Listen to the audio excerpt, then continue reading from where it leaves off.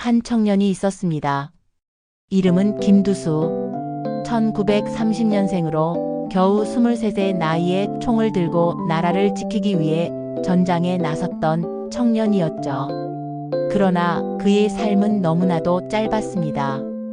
1953년 625 전쟁의 포성이 가시기도 전에 그는 전사했고 그 후 남은 건 유골 한 줌뿐이었습니다. 하지만 그 유골에는 지금까지도 이어지는 기막힌 사연이 숨어 있습니다. 1950년 한반도 전역을 불바다로 만든 전쟁이 시작됩니다. 수많은 청년들이 총을 들고 전쟁터로 나갔고 이름 모를 전선에서 피를 흘렸습니다.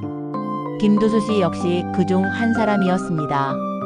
1953년 봄 전쟁은 아직 끝나지 않았습니다. 그해 5월 그는 23세 나이로 군에 소집됩니다. 총각이었던 그는 훈련을 마치자마자 최전방으로 투입되었습니다. 그리고 단 한 달 만에 그는 전장에서 쓰러지고 말았습니다. 국가에서는 화장된 유골을 고향인 제주 성산읍으로 보내왔습니다. 통보를 받은 이는 어머니였습니다. 유일한 아들을 잃은 슬픔에 어머니는 하늘이 무너지는 듯한 비통함 속에서 통곡할 수밖에 없었습니다. 내 새끼가 이렇게 한 줌의 죄로 돌아왔구나. 그러나 그 슬픔은 여기서 끝나지 않았습니다. 당시 어머니는 마음을 붙잡기 위해 기막힌 결정을 내립니다. 총각으로 죽은 내 아들, 죽어서라도 혼인을 시켜야지. 그렇게 어머니는 친척을 불러 사후 결혼을 추진했습니다. 상대는 군이 오씨 집안의 여성. 이미 세상을 떠난 아들과 결혼을 맺어주는 의혼 절차였습니다. 문제는 유골이었습니다. 국가는 그 유골을 성산읍 충원묘지에 안치하려 했습니다. 그러나 어머니의 뜻은 달랐습니다. 내 손으로, 내 뜻대로 내 아들을 모셔야 한다. 결국 어머니는 두수 동생에게 부탁했습니다. 밤을 틈타 충원묘지로 보내질 예정이던 유골을 훔쳐오게 한 것입니다. 그렇게 가져온 유골은 군이 오씨와의 합장묘에 안치되었습니다. 어머니는 그렇게라도 아들의 혼을 달래려 했던 것이죠. 문제는 국가 차원에서는 여전히 김두수 씨의 유해가 성산읍 충원묘지에 안치되어 있다고 기록된다는 점입니다. 그러나 그곳에 있는 건 사실상 빈자리였습니다. 가짜로 남은 묘지와 실제 유골이 있는 개인 합장묘. 그렇게 두 개의 무덤이 만들어진 것입니다. 이 사실은 긴 세월 동안 가족들만이 알았던 비밀로 남아 있었습니다. 국가유공자 등록은 되어 있었지만 진실은 묻혀 있었죠. 그러던 중 2025년에 이 사연이 다시 드러나게 됩니다. 아버지의 묘가 두 군데였다니. 어디가 진짜 아버지의 무덤이란 말인가? 후손들은 충격과 혼란에 빠집니다. 어머니의 눈물 어린 선택을 이해하지 못하는 건 아니지만 국가유공자로서 정당한 자리에 모시는 것이 맞지 않겠냐는 고민이 깊어집니다. 지금 남은 과제는 분명합니다. 김두수 씨의 유해를 원래 있어야 할 자리, 즉 국가가 관리하는 성산읍 충원묘지로 정식 안장할 수 있느냐는 점입니다. 하지만 문제는 쉽지 않습니다. 이미 수십 년간 개인 합장묘에 모셔진 상황에서 유골을 옮기는 것은 단순히 행정 절차만의 문제가 아닙니다.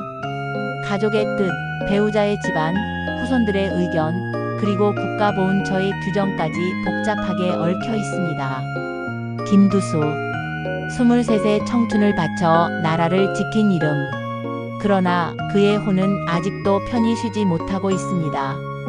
국가의 이름으로 지켜야 할 영령이지만 가족의 눈물과 사연 속에 또 하나의 진실이 숨어 있던 것입니다.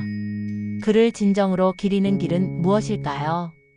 국가의 품으로 다시 모셔야 할까요?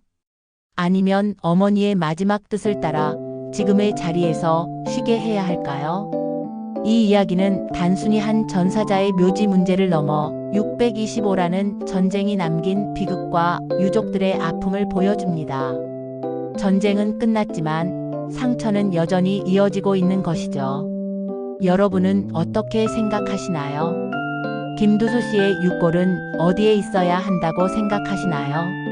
대한민국의 미스터리 실종 사건을 파헤치다. 오늘은 한 전사자의 묘소에 얽힌 기막힌 사연을 전해드렸습니다. 그렇다면 김두수 씨를 국가유공자의 품으로 다시 모실 수 있는 방법은 무엇일까요? 대한민국에서는 국가유공자 재안장 절차라는 제도가 있습니다. 보훈처와 지방보훈지청을 통해 신청할 수 있고 절차는 다음과 같습니다. 첫째, 유족 확인입니다. 직계가족 또는 법정 유족이 보훈처에 재안장 신청서를 제출해야 합니다. 둘째, 묘지 현황 조사입니다. 현재 개인 묘지에 모셔져 있는 사실을 증명해야 하며 필요하다면 재적 등본이나 가족 관계 증명서, 그리고 묘지 위치 사진이 필요합니다. 셋째, 보훈처 심사입니다. 국가보훈부에서 전사 사실, 유공자 등록 여부, 묘지 상태를 검토합니다. 넷째, 재안장 결정입니다. 심사가 통과되면 보훈처와 지자체의 지원을 받아 국립묘지 또는 총원묘지로 정식 이장할 수 있습니다. 마지막으로 안장식이 거행됩니다. 군 예식단이 참여해 정식으로 국가의 품에 안치하게 되며 이는 유족과 지역사회 모두에게 의미 있는 기념이 됩니다. 결국 김두수 씨를 다시 성산읍 총원묘지로 모시는 길은 가족들의 동의와 보훈처 신청을 통해 가능합니다. 이제 남은 것은 유족들의 선택입니다. 김두수 씨를 어디에 모셔야 할까요? 국가의 품일까요? 아니면 어머니의 마지막 뜻일까요? 그렇다면 국가유공자의 유해를 다시 국가의 품으로 모시는 재안장 절차는 어떻게 될까요? 신청 직계 유족이 국가보훈부 보훈처에 재안장 신청서를 제출합니다. 증빙 현재 묘지 상태, 유족 관계 서류, 전사 확인 자료를 제출합니다. 심사보훈처와 지자체가 전사 사실 및 묘지 현황을 검토합니다. 결정 재안장이 승인되면 국립묘지나 총원묘지로 이장할 수 있습니다. 안장식 군 예식단이 참여하는 공식 안장식이 진행됩니다. 즉, 유족이 원한다면 김두수 씨는 다시 성산읍 총원묘지에 정식으로 안치될 수 있습니다. 그러나 동시에 어머니의 마지막 뜻을 존중할지 국가의 품으로 모실지는 가족들의 선택에 달려 있습니다.